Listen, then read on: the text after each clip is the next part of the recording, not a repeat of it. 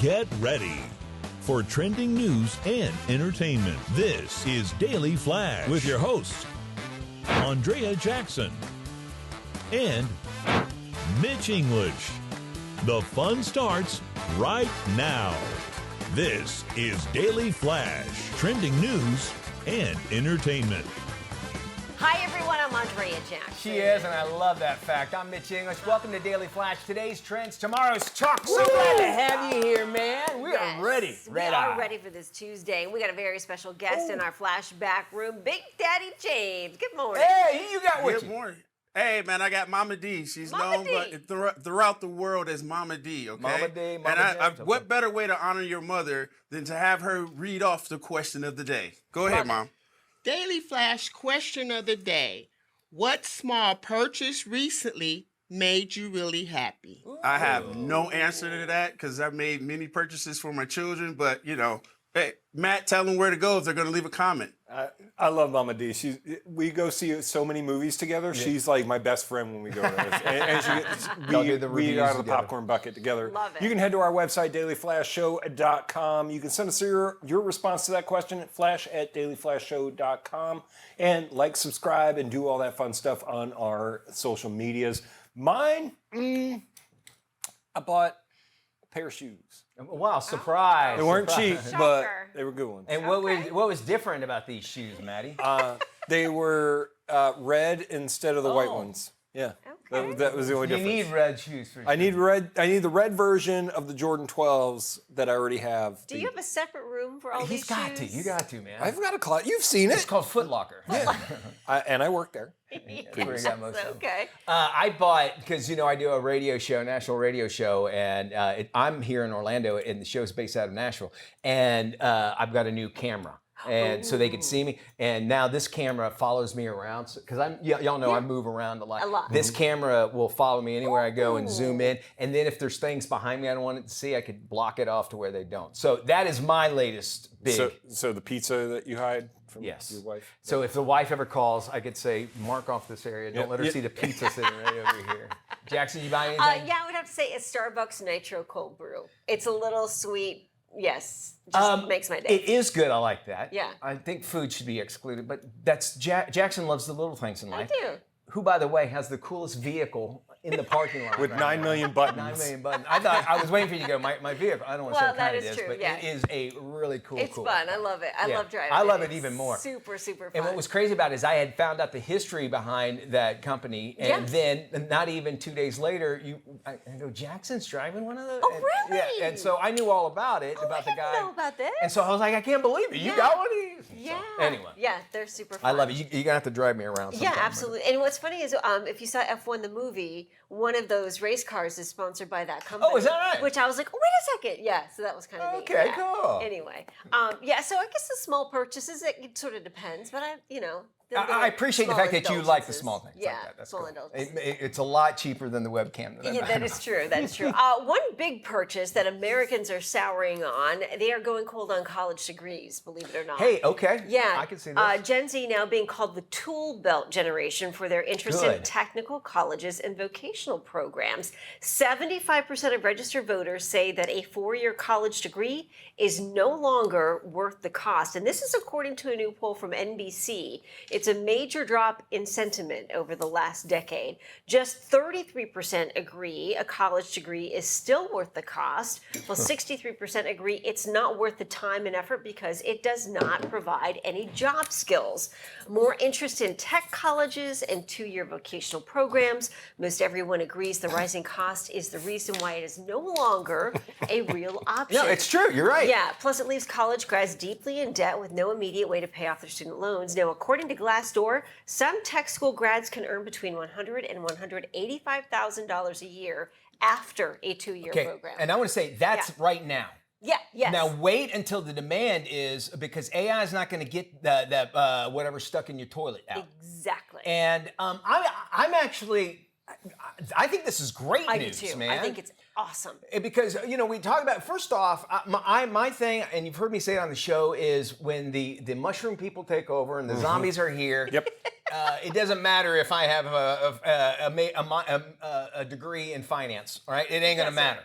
What I need to know is how to make a fire, how to fix things, how to do Yes. sort of things. And I'm really glad to see this really Yeah. happening. Second thing is, I think our generation, we went to college Yep. and we partied and we had lots of fun. And now we have kids that are about to go to college and we have to pay for it. And you're like, no, you're not. Yeah. You're not going to do this. Yeah. You're going to do something that's going to make you money, right? Wouldn't you say that? Exactly. I think so too, but I also think college is kind of a different creature at this point for younger people than it was maybe when we went to college. Okay, sure. Because you've got different.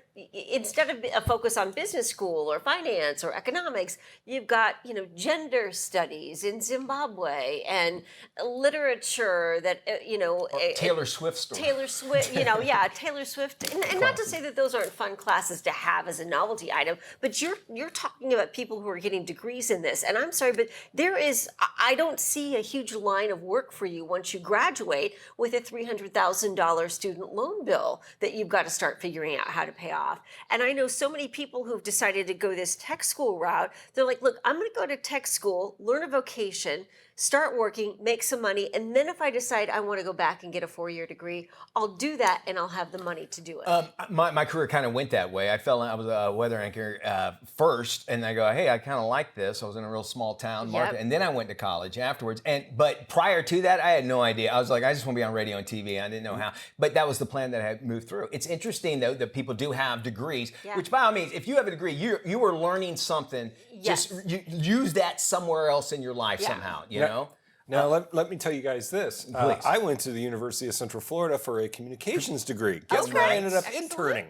Interning for you guys and James, and this is where it got me. That's where, and you know what, you got an education on how things work and that sort of thing, and it also lets you know, is this what I really want to do? Yeah. How many times have people started a career, especially in this industry? Yes. This is harder than it looks. You mean they just sit up there and they do more than just talk on their TV or radio? Yeah, and the internships I think that college can provide for students, like Matt, is super invaluable when it comes to that kind of thing. But I also think college too is proof. My dad used to say this: it's proof that you can commit to something for a certain amount of time and get through it. Your dad must have hung out with my dad. He Yeah, said right. the exact same thing my dad said. Okay, so Yep, they're all yep, from the same yep. generation. I have a feeling. Yeah. And so I get that. I think that's part of it. And he really wanted me to go to college, but I also went to college in California, and as a resident, it cost something like $500 a semester to go to one of the state schools. It was so inexpensive. Yeah. It was a crime not to.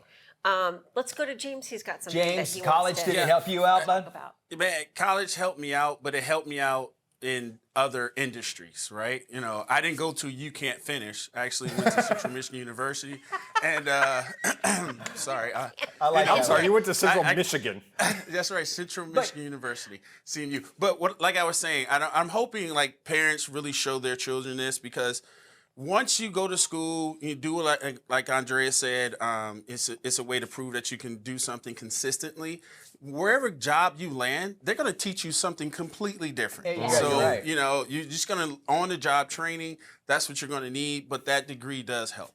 And to that, there's now more resources than there was for us. I even just like YouTube University, we joke about that. I've learned more stuff just off of watching other people, and that's along the same lines. I think what James is talking about, where you get into an industry just because you're seeing it, you don't know what it takes to kind of get. Let's just take the show as an example. What it takes to actually put the show together, and once you do, you find your niche of like what you do the best out of all of that. Yeah. And if you went to a school and then you're starting at the bottom where other people had already, because they intern, already know what track they want to go. Yeah, because I don't think anything compares to real world experience. 100%. You can teach all that stuff all day long, but it's not until you actually get into a TV studio or a control room, and everyone is different. So you've got different technology and different studios all across the country, all across the world for that matter. Mike Rowe, Dirty Jobs guy, Yeah, Dirty Jobs, he is huge on this, and he's probably much of the reason why people's opinions are changing. He's like, listen, we have got to teach technical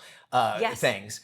When I was, maybe it might have been like this when y'all were in high school or whatever, the fact that if you went to a tech school, you were considered like, you kind can't of do were it. looked down on, that you couldn't make it, and you couldn't cut it in college. But those are the guys that are driving now up in their Navigator to fix my sprinkler system and everything. I learned my first real lesson when I went on a trip to Las Vegas with Mitch English. Ah. Waking up at 2 a.m, walking through a smoky casino Yeah. to do live shots. walk. And that's when you actually learn the business. Yes. It's not as fun as you think It's it not is. School of Hard Knocks. And I do remember, too, in going to college, I must have changed my major 20 different times. And it's like, it's ridiculous. You don't know what you're going to do. You don't know what you're going to do. I was political science for 5 minutes until a guy in corduroy pants yelled at me.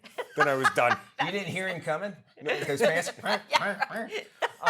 Agree or disagree? We would need to know. And maybe if you went to tech college and now you're making more money than all of us combined, we need to hear your story. We want to hear it, yes. Now, there's also, we're going to have a guest on talking about you have to be really hot to land that job. We'll explain that. Our brain flash question. Which fast food chain announced robot run drive-thrus? All right, welcome back to the big show. AJ and Mitch, we're hanging out with you this morning here. Before we went to break, we asked you our brain flash question. Which fast food chain has just announced they'll have robot run drive-thrus?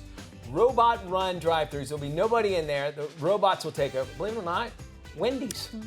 Wendy's is your answer, and they have square hamburgers because they don't cut corners. But apparently they are with the robots. And there's nothing better than a Frosty with some French fries Man from Wendy's. almighty, you ain't kidding, right? Welcome back to the big show. All right, picture a world where, let's say you go out to eat at a top restaurant, maybe not Wendy's, but you sit down and you're eating with total strangers sitting with you at the same table. It's actually called Communal Dining, and it's a social dining trend. It's actually making a comeback. Here to tell us more about it is Catherine Tanglikis-Lippert. She's with Business Insider. Catherine, thank you so much for joining us. I think of German beer halls, and when I think of like this, is that what we're thinking? Yeah, I think that's a really fair corollary or comparison, but this is going to be something that is not just limited to that really super casual style of big beer steins and pretzels, but also all the way up to kind of like the fine dining element. It's these big tables, oftentimes benches, and multiple parties seated at the same place. So you're going to hear other people's conversations and that sort of thing, and that's actually part of the point. But I want to know what drew you to actually go, hey, this is actually really interesting. What drove you to the drive about this dining trend? Yeah, so I cover food and restaurants for Business Insider, and I am always on the lookout for a new trend, especially looking for those generational trends. Really want to see what the difference is between how millennials, boomers, Gen X, Gen Z are all dining. And this one really stood out to me just because of the pretty stark generational difference here. Younger diners, Gen Z, are particularly interested in this style of dining. In comparison, boomers not into it, or they're much less into it. Yeah, I'm all about I want my privacy and that sort of thing. I don't like talking to people. Because I'm not good at it. But this would be a great situation where I have to talk to the person next to me because I'm going to say something to them. And you mentioned there about Gen Z. Are there reasons why they're different from the previous generations on these communal tables? Yeah, I think there's some element here that this is a notoriously anxious generation. This is a cusper here. I'm a young millennial on the cusp of the Gen Z. So this is folks who really kind of grew up as digital natives, had their kind of social lives really disrupted by the pandemic, and are working to develop some of those skills back out in the world, wanting to get that really kind of controlled social experience, not necessarily wanting to be approached by strangers on the street, but for the duration of a meal, I'd be fine to chit chat with you, have some small talk, and maybe get a little bit deeper there at the table. Gen Z is really interested in using this as a platform to make some new friends. Yeah. 1 in 7 even said they're potentially interested in scoring a date at the table. So it's a controlled social environment and an easy way to kind of explore with your neighbors over a meal. And that shared dining, what does it offer that for folks that eat by themselves like you? What does shared dining offer to solo meals they don't altogether? Is it, pass the ketchup or that sort of thing, or what? Yeah, I think there's definitely some small talk and some chit chat that's going to happen, but there's also the opportunity to kind of explore parts of the menu that you wouldn't otherwise if your neighbor has that you wouldn't have ordinarily. You can be, oh, hey, what's that? Or these are often restaurants that are serving share plates or family style. So if you really like human neighbor, you might end up trying a nibble of what they've got on their plate. And that tends to be kind of the experimental side of things in addition to that social side. All right, we popped up some do's and don'ts here. We already threw the utensils. Make sure you're using them properly. That means chew with your mouth closed. I would imagine manners, you're probably more on your manners for this, right? You would think so, or at least hope so. And judging by the folks who hopped into my email in response to this story, it's not always the case. So do mind your P's and Q's, watch your elbows, be mindful of your volume. And then because it is bench seating, maybe, wear pants instead of a skirt to make it easier and not push people out of the way when you're trying to get in and out of your table. But other than that, I mean, it really is just a dining situation. It's, you're there to have a good time and enjoy your meal, and your neighbor is too. All right. What about splitting the bills? This is something you say you should do, right? Before you do communal dining, is who's going to pay for what? What? Am I right? Yeah.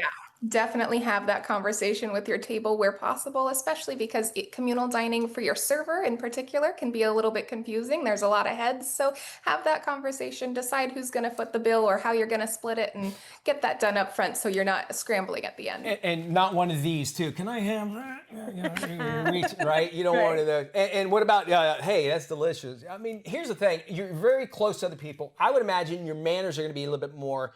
Biggest thing for my mom was having the elbows on the table. You're not supposed to when you can't when you're sitting right next to somebody, right? So it's going to keep me on my manners going, right?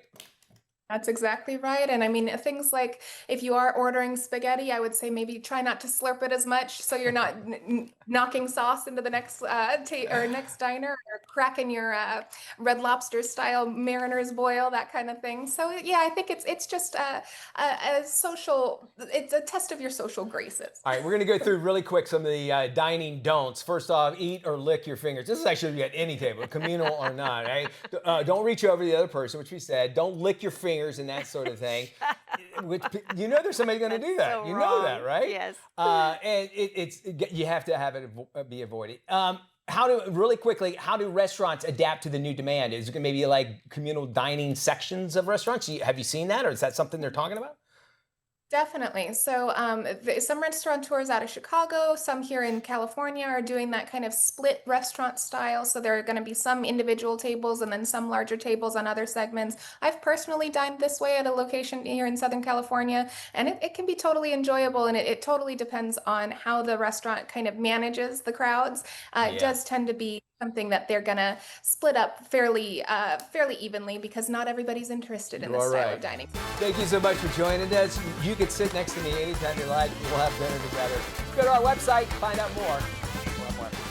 Down in the studio, the bright lights all gleamed, despite the entire control room sharing the same holiday dream. The wires were tangled, half the scripts were torn, and that shirt Mitch chose, yeah, it should never be worn. Andrea was wrapping, unwrapping, then wrapping once more, muttering, If I lose this tape again, I am walking out that door. through the holiday mayhem and rituals and routines, the Flash crew kept rolling like festive machines. So if your holiday chaos gets crazy like level 143, Just tune us right in. We're on your TV. May your chaos stay merry. From your friends at Daily Flash.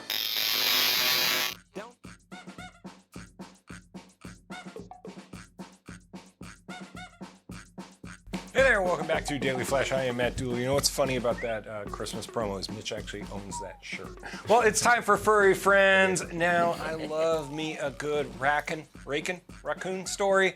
Check this out. Some experts say city raccoons may be busy evolving into what they call trash panda pets. A new study found that urban raccoons across the U.S. have shorter snouts than their rural counterparts.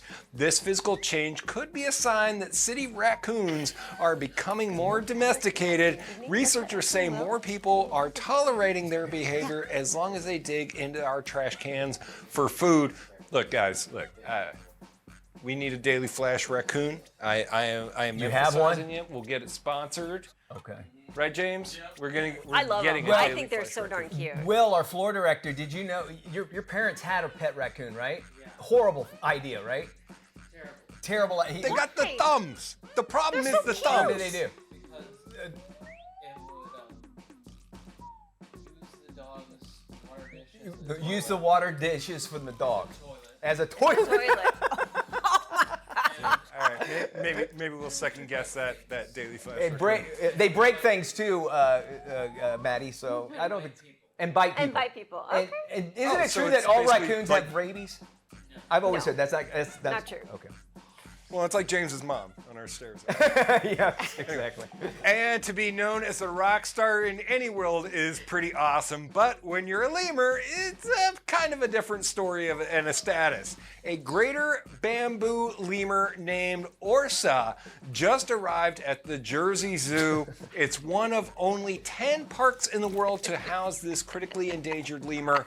Once thought extinct, these rock stars of the lemur world could help revive their population. Researchers say there are only 1,500 left in the world. All right, lemur or raccoon? What are we getting? What are we investing in around here? Yep, there you go. There we go. We got our own lemur. I'm going raccoon. Raccoon. We're getting a raccoon, guys. Raccoons they're cute, but like as Will was saying, they are not they're not a pet, and they're not afraid of humans.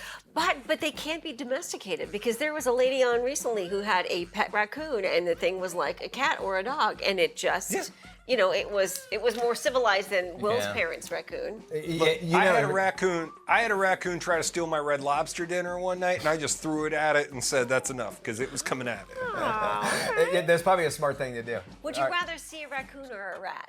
Raccoon, I'd rather see any a day of the raccoon week. any Raccoon, day. 100%, 100%, yeah. It's the thumbs, like Matt said. It's weird that they have thumbs. They have the little They're opposable hands, thumbs, and they're little yeah. tiny little hands. They can open a door. That's when you know an animal is evolving, is when they can open doors. My cat opens the door. Can open the door No because we have way. one of those handles, the straight handles. He Yeah. just reads up there and pushes it. He knows how to How get up. do they know how to do They're that? cats. I think they're just Smarter than they let on. They're a couple genes away from a raccoon, I think. It only needs thumbs. Alrighty, let's jump into some trending stories here. It's going viral. An Australian mom, her name is Trish Rhoda. She's proven that age and authenticity are actually the ultimate style statement. She's 58 years old and she calls her closet a space of liberation. She's been styling wardrobes for decades, but her boldest collaboration yet is with her 31-year-old daughter. Together, they are making fashion go viral no matter what age at all. And why not? You can try it. Again, I always say on the runway is generally not what you wear out anyway. No. Some of those outfits, okay, Yeah. maybe wear once. I don't know if you would wear it to school or anything like that. But Probably not to school. I would hope not. But there she is, and she's feeling good looks about fantastic. herself. She looks great. something you can do with your She kids. looks I like super. that. Yeah. Good for her. Brace yourselves, New York. According to the experts, the best bagels are no longer found in the Big Apple. But in Texas, All right, the what are they doing? Lone Star State was named the Big Bagel winner at the 2025 Bagel Fest. Starship Bagel, an upstart from Dallas, took top honors over dozens of other Smear local campaign. bagel hotspots.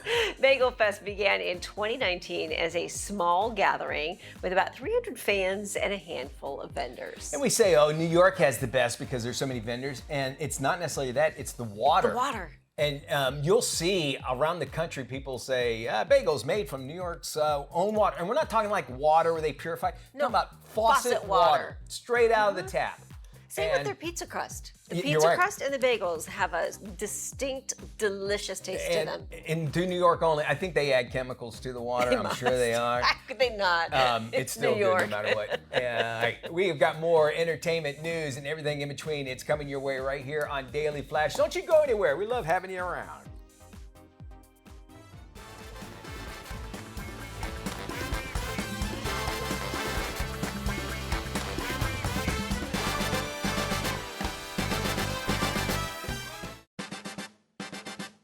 Get ready for trending news and entertainment. This is Daily Flash with your hosts, Andrea Jackson and Mitch English. The fun starts right now. This is Daily Flash, trending news and entertainment. Hi, everyone. I'm Mitch English. Yes, he is. I'm Andrea Jackson. This is Daily Flash, today's trends, tomorrow's top. Before we do anything else, let's check right in with our stations across the nation. Matt Doolittle, who is watching us out there? They are watching us in Scranton, Pennsylvania Hey, today Scranton. at WLYN out there. 219 affiliates across the country, all over the world on the Armed Forces Network. You know, Scranton is one of those places where after The Office came out, their tourism picked up Did it so really? much so Yeah. they have a gift shop there No that you can just go way. get Dunder Mifflin stuff. It's amazing. You know the opening sequence. There's a little trivia, which you probably already Okay. know, but the opening sequence of The Office where it shows "Welcome to Scranton" and the paper mill. That was shot by John Krasinski. He went there before he found out he got cast. And so he went to Scranton to see what it was like, and that's just off of his No phone. way. Yeah, so Oh, that's at good least trivia. the trivia that I had learned. Okay, our top of the show, we were talking about going to different colleges and Yes. maybe not even going to college at all, going to a technical school and that sort of thing, and how really that has changed a whole lot.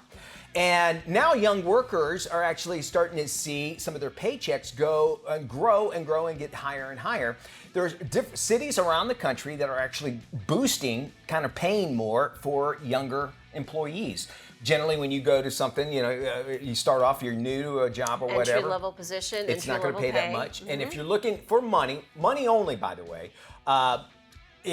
keep in mind though, when money, well, this will explain here when we show you. The average wage growth, first off, let's go show you the top 10 of the cities that are boosting the young pay. Tucson, Richmond, Denver, Rochester, and Miami. About 70s in the averages. 70 grand a year? Grand or Okay. so.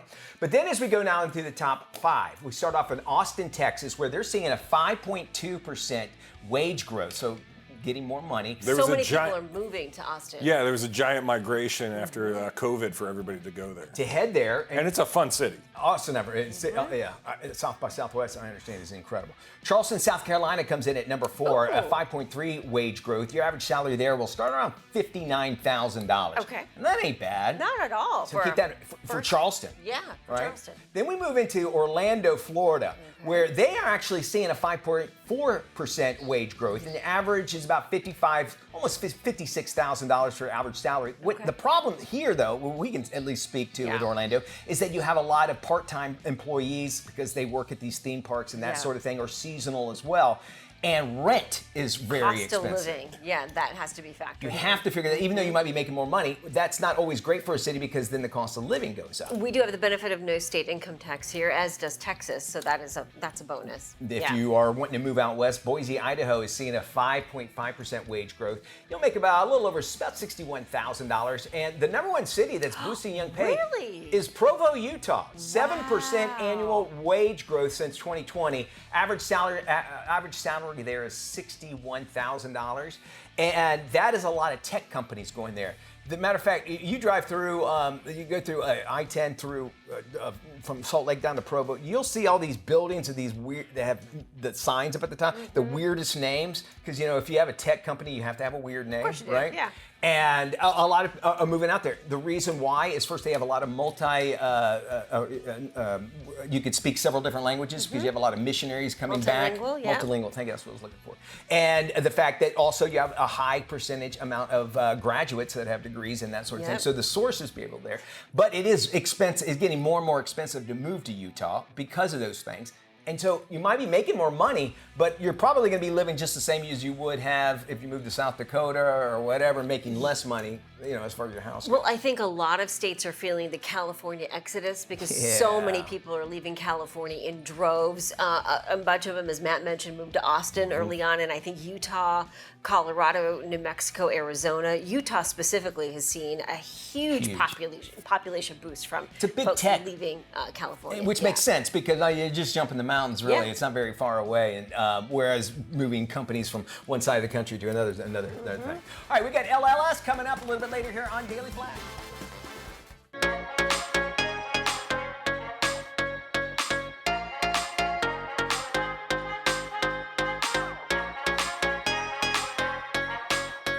Let's do some life love shopping. If you live it, love it, or buy it, we talk about it. Consider this your life and style guide from A to Z. Well, it has been 20 years, can you believe it, since Miranda, Andy, Emily, and Nigel hit the big screen showing off in their spiked heels and Prada. Now the cast returns for a sequel. Set in the offices of Runway magazine in New York City, this is a sneak peek at The Devil Wears Prada 2.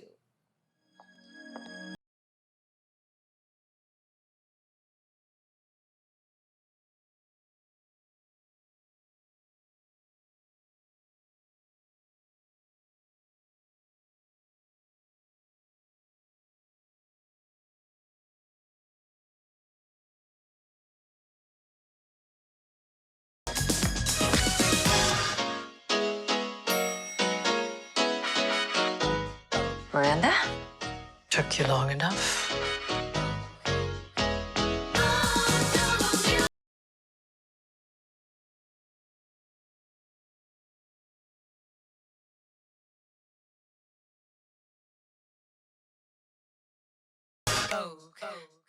Ooh, that's going to be fun. Well, American Eagle has tapped a new celebrity for their latest ad campaign. Check out Martha Stewart as their newest brand ambassador for the holidays. Take a look. This holiday season, we're settling for nothing less than a perfect fit.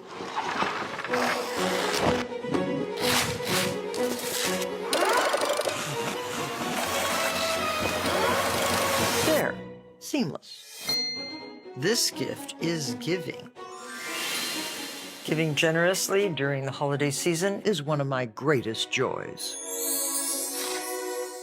American Eagle's new holiday ad campaign kicks off with the queen of homemaking dressed in denim as she stands in front of a table with gift-wrapped supplies. The tagline, this holiday season, we are settling for nothing less than the perfect fit. Stewart says this as she starts wrapping an American Eagle gift box using denim as her wrapping paper and bow. That will be the big holiday commercial, I bet. Well, First Lady Melania Trump recently announced a new project. She's got a new movie coming out early next year. The new documentary featuring FLOTUS will debut this coming January. It comes from her own production company, Muse Films, in association with Amazon and MGM Studios.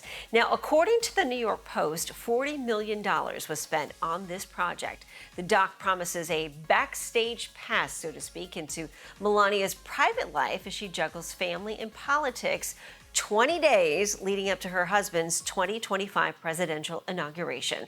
Melania will be released in theaters worldwide on January 30th, and it's directed by Brett Ratner. Well, speaking of the First Lady, the latest must-have accessory is inspired by her recent holiday appearance. Did you see this? Well, First Lady Melania stepped out to receive the White House Christmas tree wearing a beautiful white coat by Christian Dior, pair of 3-inch plaid Manolo Blahnik stiletto heels, and gorgeous elbow-length red leather gloves. The red leather gloves are now the must-have accessory for the holiday season. Plenty of affordable options to choose from, even if you prefer fabric to leather. This year's White House Christmas tree measures 25 feet, was sourced from Corson's Tree Farm in Michigan. And if you love to gift ornaments to everyone on your Christmas list, here is a terrific idea. The First Lady shared this video on her Instagram page. It features a new collection of ornaments celebrating the America collection. Each one draws inspiration from the upcoming 250th birthday of our nation. Each piece is meant to reflect the holiday blessings we cherish as all Americans. You can find out more at usamemorabilia.com. Some great gift ideas there for you. For more information, all you have to do is head to our website, llsshow.com. Once you're there, you can check out previous episodes, get more details on our life, love, shopping topics, and don't forget to follow us on social media at LLS Show. Down in the studio, the bright lights all gleamed, despite the entire control room sharing the same holiday dream. The wires were tangled, half the scripts were torn, and that shirt Mitch chose, yeah, it should never be worn. Andrea was wrapping, unwrapping, then wrapping once more, muttering, If I lose this tape again, I am walking out that door. through the holiday mayhem and rituals and routines, the Flash crew kept rolling like festive machines. So if your holiday chaos gets crazy like level 143, Just tune us right in. We're on your TV. May your chaos stay merry. From your friends at Daily Flash. If you are planning to buy a home in 2026, your FICO score could determine your mortgage options and interest rates. Joining us now with more is Christina Robinson of FICO. Christina, welcome. What are FICO scores and why are they so important when it comes to buying a home? Well, FICO scores are the most widely used credit scores in the United States. So think of them as a financial report card. What it does, it shows lenders how you've managed credit in the past and also how likely you are to repay a loan in the future.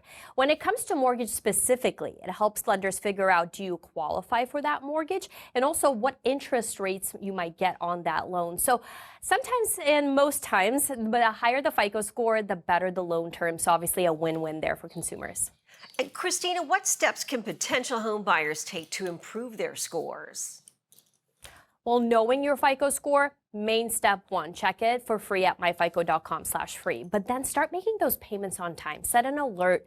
Maybe do auto pay if that's easier for you. Then focus on your utilization. Can you pay a little bit more each month?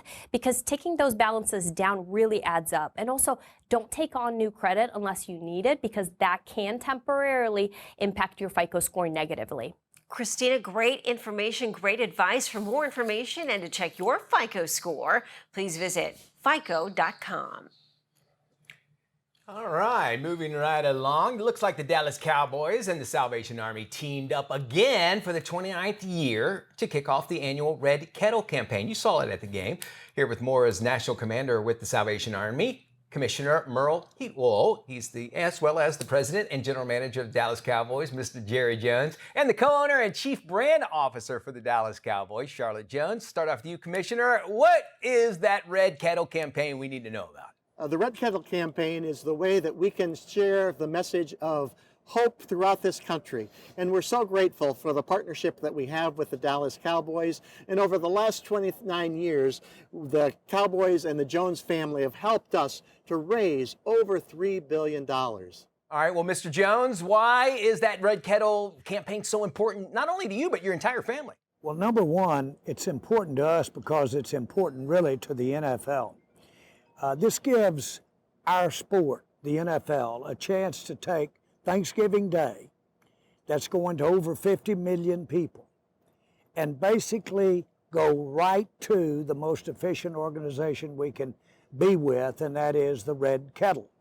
What we get to do is say, when you do it right, and the Salvation Army does it right, and they'll have the most of that dollar going right to the people who need it the most. And it won't take a lot of time to get it done either. That's what they do. Now, when we in the NFL and the Cowboys can associate with that kind of efficiency, that's good for all of us, and that's what's happened. It's a great way for us to show how to give back with what we all know we're fortunate to get to be a part of in the NFL. Hey, Cheryl, what are some other ways that folks can actually take part in this campaign? We are so excited to have Post Malone join us for our 29th annual National Red Kettle Kickoff campaign for the Salvation Army. He is going to bring so much joy, so much big energy, and he is a native Cowboy fan. He literally grew up in our former stadium, and he's going to be performing live right behind us and has so much joy to give. But more importantly, we hope that he inspires the millions of people that are watching to give to the Salvation Army. And if they can't give to the Red Kettle, then maybe they can volunteer, or maybe they can adopt an angel and help somebody have Christmas that otherwise would not have it. And we're so excited to have him here, but we're honored to make sure that we raise as much money as we possibly can to help the Salvation Army help others. Commissioner, tell everybody where they can go if they want more info.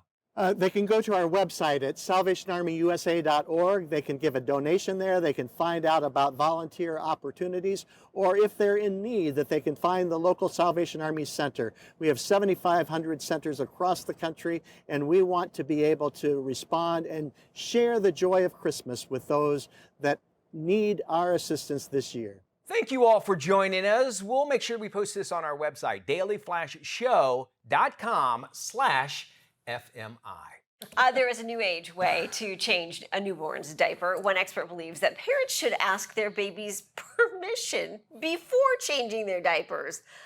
This is a bizarre approach, falls under the banner of gentle parenting. This is a little too gentle. This controversial approach also recommends inviting babies to give their feedback during the changing table ritual. So babies, when they start speaking, where you can actually understand them, a good 1, 2, 3, 2 years old or whatever, you can probably have a conversation. And everything going good down there? And you're like, yeah. I mean, this isn't Stewie from the Family Guy that can talk to you. I know what they're trying to say. I know what they're doing. This is taking it too far. Too far. If you want to have that relationship with your child, that you have to ask them. My thing is, if I have to ask you if this is okay, then you can go to your own bathroom and do it yourself, right? Yeah, you can change your own diaper. What? This is going too far. I get what you're trying to do. Make this and make sure that your kid knows that what you're about to do is something, But he's going to forget that. I never remember being changed ever in my life. Yeah, and I'm sorry, but once a baby's diaper is dirty and it needs to be changed, there is no asking a baby, can I change your diaper? It needs to just get done. And, listen, it's a dirty job, by all means. I get all that. I just want to let everybody know here, everyone's welcome to change my diapers here at the show at any time. Yes. Oh, boy. Matter of fact, I think, no, I can probably go a little bit further. A little longer. I think I'm all right.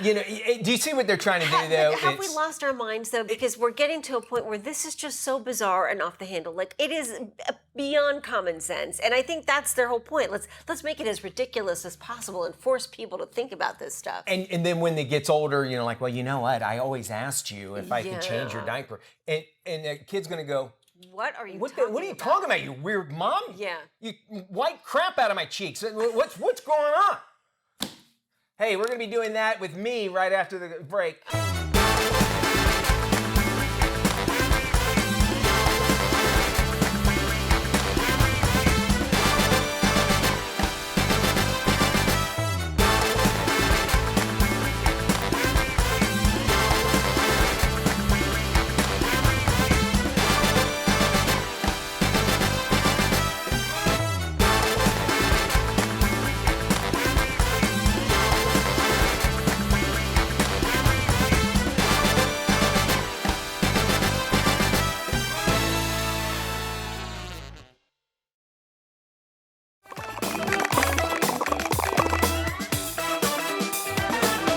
Welcome back to Daily Flash. The running TVs means it's time for Must Watch. I love these. Okay, disowned at birth by his wealthy family, one man will stop at nothing to reclaim his inheritance. This is today's Must Watch movie, How to Make a Killing. Okay, gun to your head. What would you even do with $1 billion? Why do you have a gun to my head?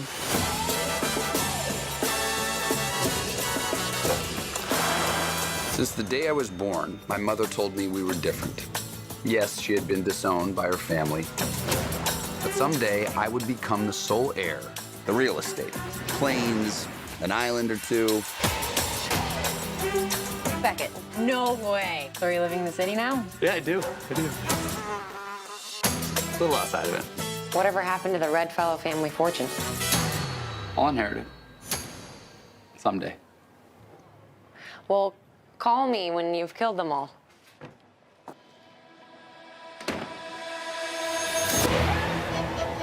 There were 7 of them. 7 rich pricks. Between myself and $28 billion. If I were to prune a few branches of the family tree. Wait, who are you? I'm Beckett.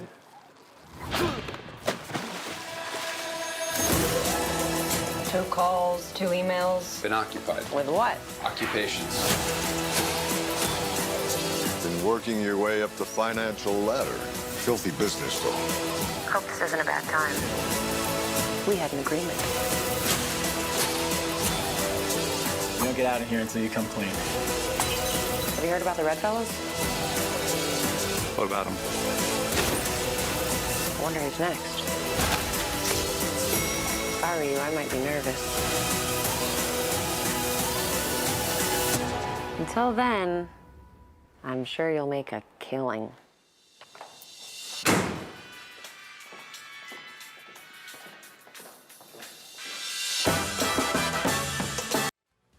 I love it. From all of us, thanks so much for spending time with us. We love you. Check out our website, dailyflashshow.com. We'll see you when we look at you. Bye-bye. Good.